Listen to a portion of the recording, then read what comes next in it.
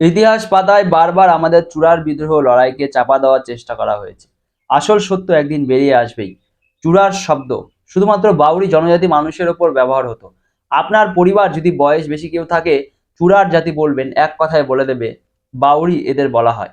অতীত মেদিনীপুর গণগণি ডাঙ্গায় কয়েক হাজার বাউরি চূড়ার বিদ্রোহের সময় জঙ্গলে আশ্রয় নেয়।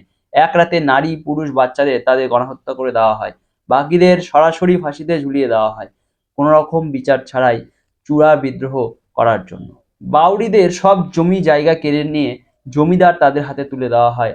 আজ বাউরি কাছে এই জন্যই কোনো রকম জমি জায়গা বেশি নেই, কারণ বাউরি লড়াই করেছে ইংরেজ ও জমিদারের বিরুদ্ধে। কিছু মানুষের কোনোদিন হজম হয়নি, বাউরি জনজাতি মানুষেরা লড়াই করেছে, তাও আবার ইংরেজ আমলে। এদের ইতিহাস লুকিয়ে রাখা দরকার, এমন মানসিকতার লোকজন অভাব নেই। চূড়ার বিদ্রোহ নিয়ে গবেষণা করেন, প্রথম থেকে শেষ পর্যন্ত বাউরি থাকবেই। সকল মানুষদের বীরত্বের এই ইতিহাস জানা দরকার।